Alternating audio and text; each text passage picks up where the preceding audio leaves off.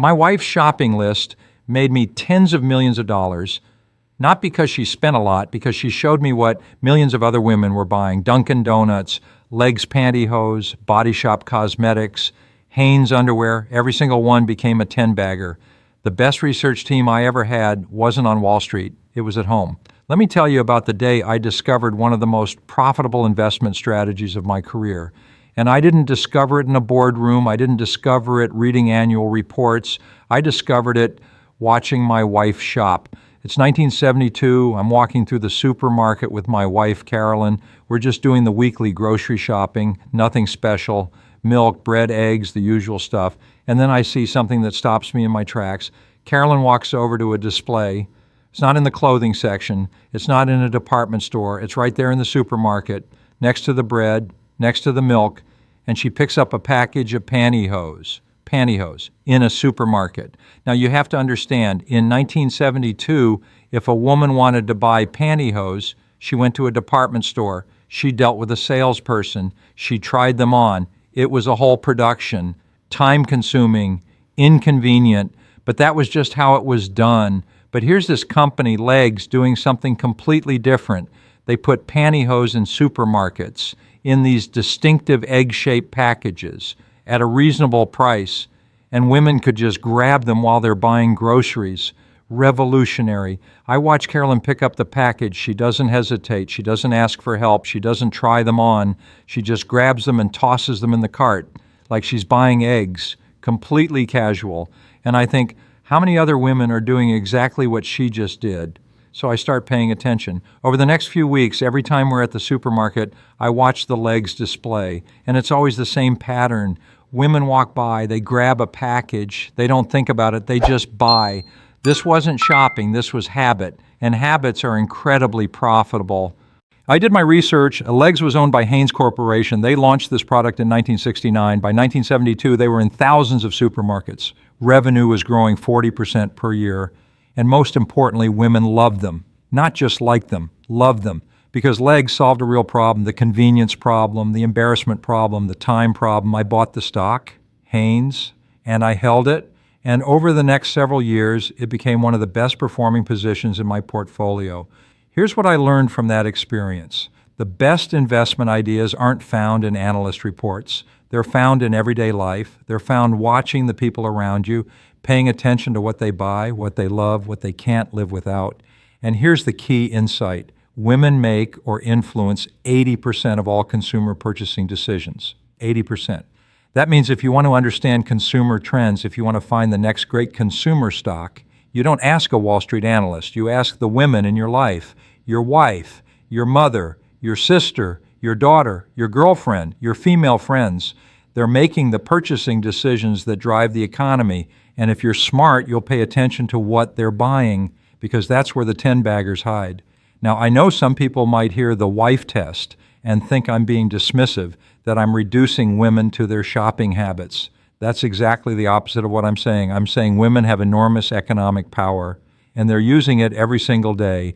And most male investors are completely ignoring this power because they're not paying attention to the household economy. Big mistake. The household economy is where consumer trends are born. It's where brand loyalty is built. It's where purchasing decisions are made that Wall Street won't see for another 6 months or a year. If you're paying attention to what's happening at home, you're 6 months to a year ahead of Wall Street. That's your edge. Let me give you more examples. Because Legs wasn't the only time this strategy worked. Dunkin Donuts. Carolyn went there every Saturday morning, coffee and donuts for the family. She wasn't the only one. The line was always long. I bought the stock, Body Shop. Carolyn started buying cosmetics there, all natural, not tested on animals. She loved the brand. She told her friends. Her friends started buying. I researched the company, bought the stock. Hanes her way. Women's underwear section. Carolyn switched brands, better fit, better quality, same price. I noticed, I researched, I bought. Every single one of these companies became successful investments. Not because I was a genius, because I paid attention to what the women in my life were buying. And here's the thing, this isn't about my wife specifically. This is about observing consumer behavior in your own household. Whoever does the shopping, whoever makes the purchasing decisions, pay attention to them. If you're a woman reading this, pay attention to your own purchasing habits. What are you buying repeatedly? What brands have you switched to? What products can't you live without? That's your research right there. If you're a man, pay attention to the women around you, not in a creepy way, in a I'm trying to understand consumer trends way. What are they excited about? What products are they recommending to their friends? What's getting repeat purchases? Those are your investment leads. Now, before you think this is just about stereotypes or old-fashioned gender roles, let me be very clear. This strategy works because women control the majority of consumer spending. That's not an opinion. That's a fact. And if you're ignoring the largest consumer demographic in the economy, you're making a massive mistake. Let me give you some numbers, because this isn't just about my personal observations. This is backed up by hard data. Women control or influence 80 to 85% of all consumer spending in the United States. That includes 93% of food purchases, 65% of auto purchases, 80% of healthcare decisions, 93% of over-the-counter pharmaceutical purchases, 91% of home purchases, decision-making or strong influence. We're not talking about small purchases. We're talking about cars, houses, healthcare, major financial decisions. And yet, most investment firms are run by men. Most analysts are men. Most portfolio managers are men. And they're missing half the story. Actually, they're missing 80% of the story. Here's why this matters for you as an investor. If you can identify the products and services that women love, that women are loyal to, that women recommend to their friends, you've identified the companies that will dominate their categories, because women don't just make purchases. They influence purchases. They're the taste makers. They're the trendsetters. They're the word-of-mouth marketers who can make or break a brand. Think about it. When was the last time you tried a new restaurant because a male friend recommended it? Happens sometimes. When was the last time you tried a new restaurant because your wife or girlfriend or mother said, we have to go here, it's amazing? Happens all the time. Women drive trial, women drive loyalty, women drive growth. Let me give you a specific example of how powerful this is. Starbucks. In the 1990s, Starbucks was expanding rapidly, opening stores everywhere, and Wall Street was skeptical. It's just coffee. Why would people pay $3 for coffee when they can make it at home for 25 cents? But women got it immediately. Starbucks wasn't selling coffee. They were selling an experience. A third place between home and work, a place where you could relax, meet friends, feel sophisticated. Women loved Starbucks. They went there regularly. They brought their friends. They made it part of their routine. I noticed this, not from reading analyst reports, from watching Carolyn and her friends. They would meet at Starbucks for coffee, make it a social event. That's a powerful signal. When a product or service becomes part of your social identity, when it becomes something you do with friends, that's a brand that's going to succeed. Starbucks went on to become one of the most successful retail companies in history. And the early investors who understood the female consumer appeal made fortunes. Here's another example. Lululemon. When Lululemon started expanding in the early 2000s, a lot of male investors dismissed it. It's just yoga pants. It's overpriced athletic wear. Why would anyone pay $100 for yoga pants? But women got it. They understood the appeal immediately. High quality, perfect fit, made you feel good about yourself, status symbol, community. Women weren't just buying yoga pants. They were buying into a lifestyle, a tribe, an identity, and they were fiercely loyal. Once a woman bought Lululemon, she rarely went back to cheaper brands. The quality difference was obvious. The fit was better. The experience was better. I didn't own Lululemon early. It went public after I retired. But the principle is exactly the same as Legs or Starbucks or Body Shop. Products that women love, that solve real problems, that create emotional connections, become massive winners. Now, here's the critical distinction. I'm not saying invest in any company that targets women. That's too broad, too generic. I'm saying invest in companies that women actually use and love. There's a big difference between marketing to women and creating products that women genuinely want. Plenty of companies try to target female consumers and fail. Why? Because they're selling what they think women want, not what women actually want. The way to find the difference? Ask, observe, pay attention. Does she buy it once and never again? Not interesting. Does she buy it repeatedly and recommend it to friends? Very interesting. That's the test. Repeat purchase plus word of mouth recommendation equals a potential investment. Let me tell you about one that I missed because I didn't pay enough attention. Sephora, the cosmetics retailer. They revolutionized beauty retail in the 1990s and 2000s. Open sell floor, try before you buy, huge selection, expert staff. Women loved it. Carolyn loved it. Her friends loved it. They would go there, spend hours trying different products, come home excited about their purchases.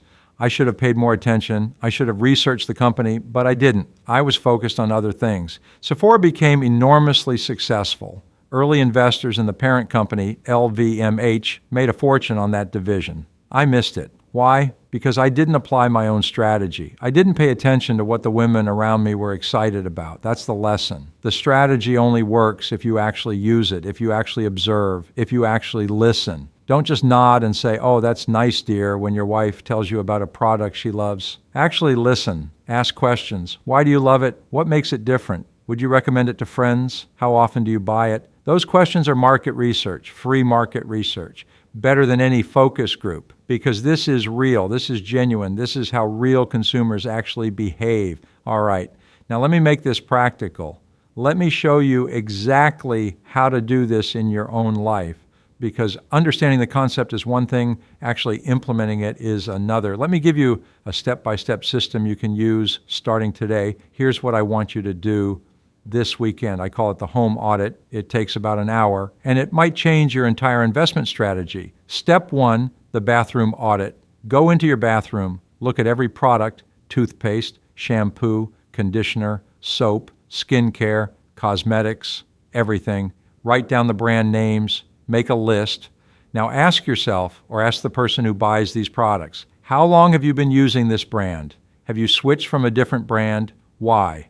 Would you switch to save money? Do you recommend this to friends? If the answer is, I've been using this for years, I switched because it's better, I wouldn't switch even if it's cheaper, and yes, I recommend it, you found a potential investment. That's brand loyalty. That's pricing power. That's a moat. Let me give you an example. Procter & Gamble. They make dozens of household products, Tide detergent, Crest toothpaste, Gillette razors, Pampers diapers. If you did a bathroom audit in most American homes, you'd find at least 3 or 4 P&G products. Why? Because they work, because people trust them, because switching isn't worth the risk. That's a great business. That's a great stock, not exciting, but incredibly profitable and stable. Step 2, the kitchen audit. Open your pantry, open your refrigerator, look at what's actually in there. What brands appear repeatedly? What items do you never run out of? What products do you buy every single week without fail? Coca-Cola, Pepsi, Kraft, Kellogg's, General Mills, Unilever, Nestle. These aren't sexy companies. They're not going to triple overnight, but they're businesses that print money because people buy their products every single week for decades. Here's the key question. What would you panic about if the store was out of it? If you just shrug and buy a substitute, that product doesn't have pricing power. It's commodity. But if you drive to another store to find it or wait until it's restocked or pay more for it, that's brand loyalty. That's what you want to invest in. Step 3, the closet audit. Look at the clothes, the shoes, the accessories. What brands appear multiple times? If someone has 3 pairs of Nike shoes, that's a signal. If someone has 5 Lululemon items, that's a signal. If someone buys the same brand of jeans over and over, that's a signal.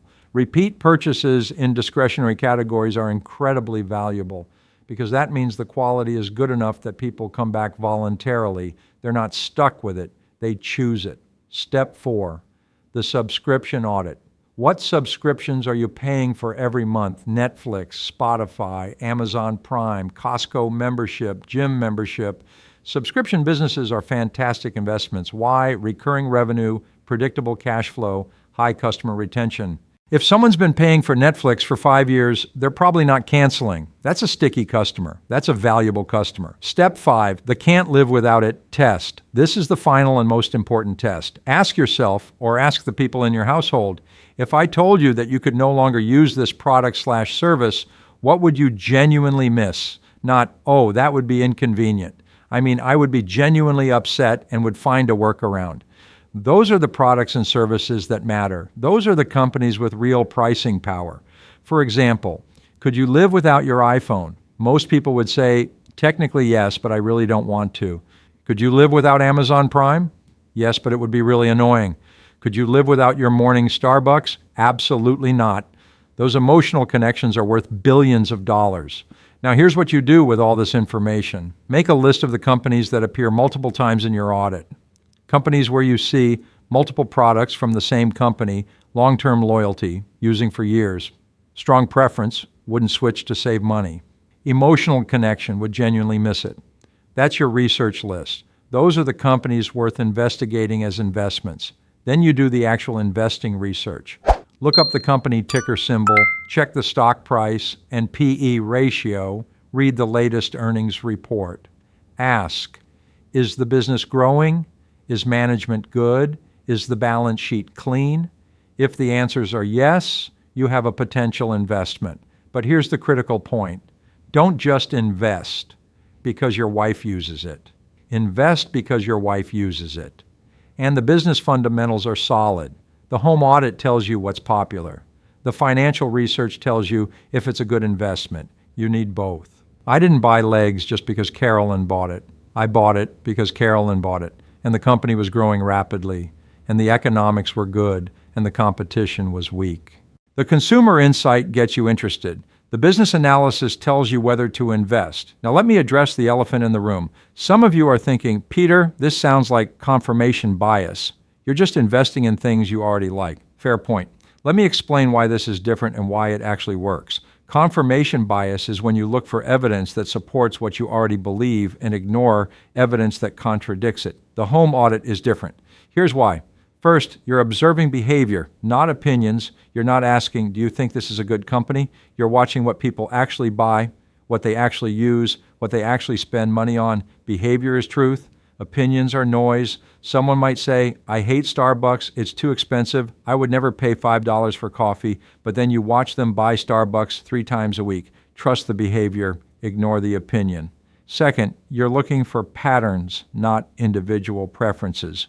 One person liking a product is interesting, but not actionable. 10 people liking a product is a pattern. 100 people liking a product is a trend.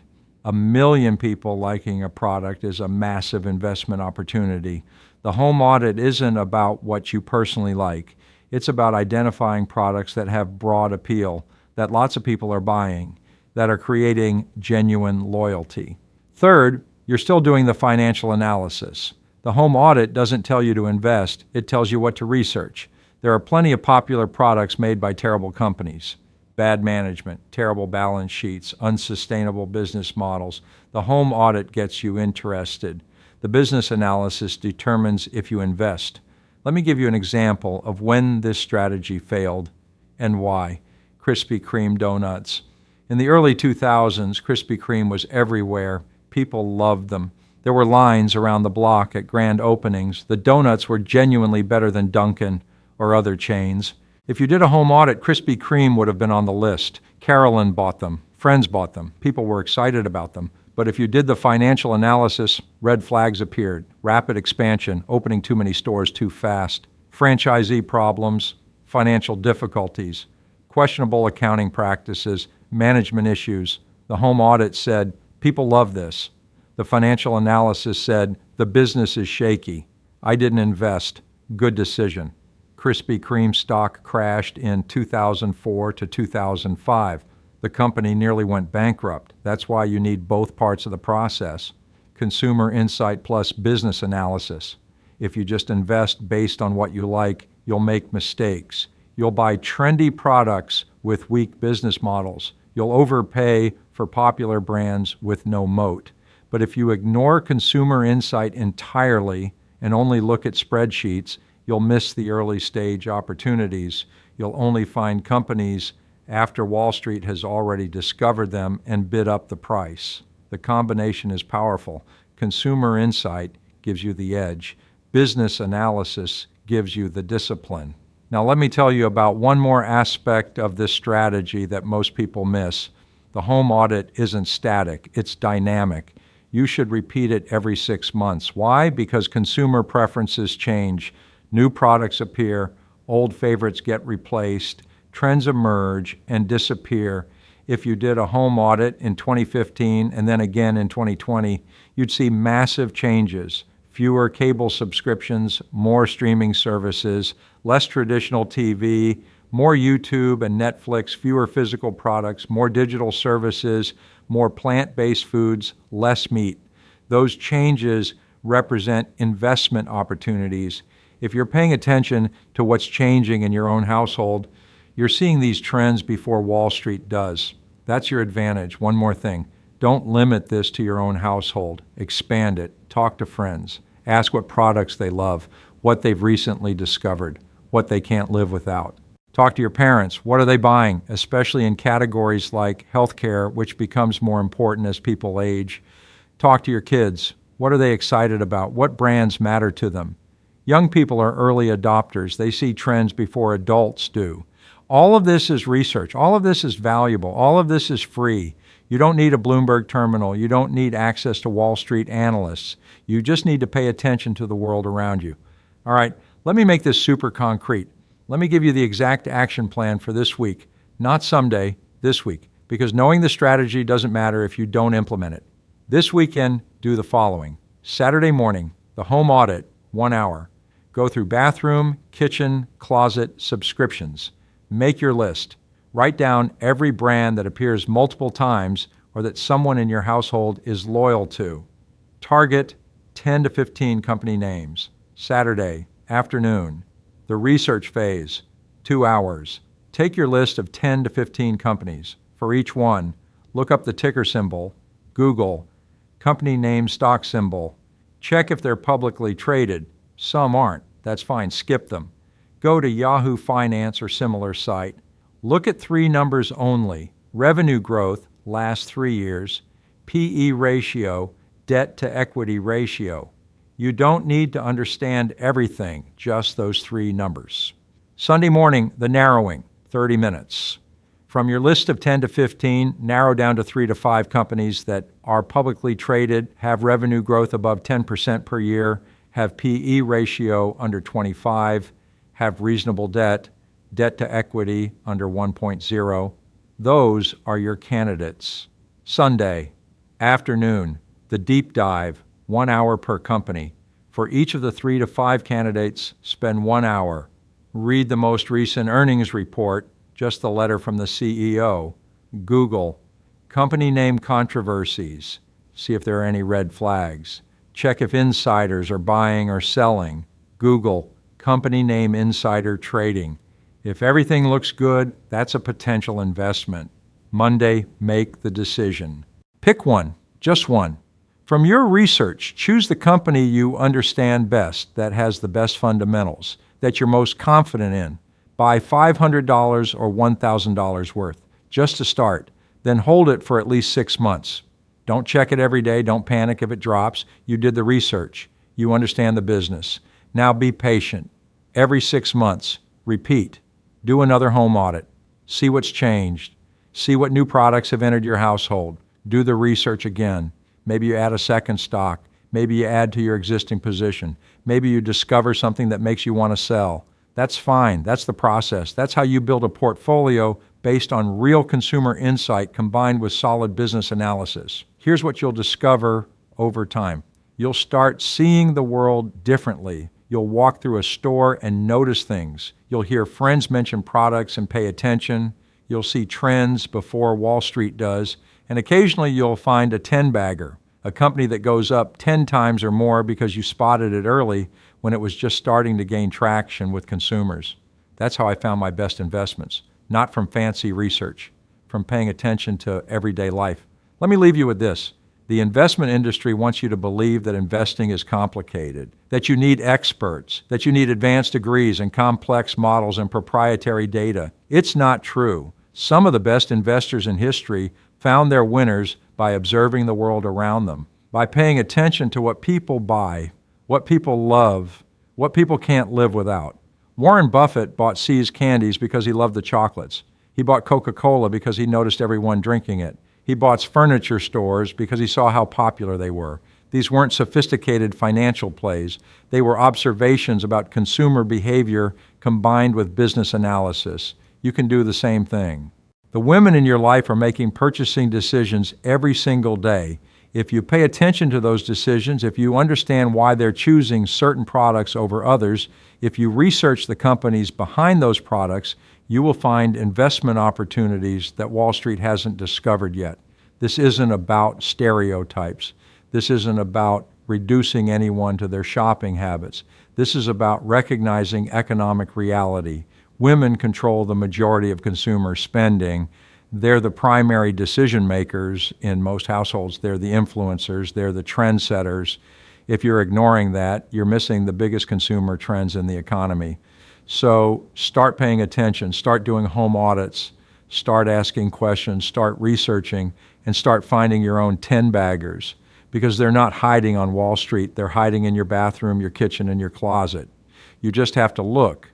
The next time your wife or mother or daughter tells you about a product they love, don't just nod politely. Actually listen.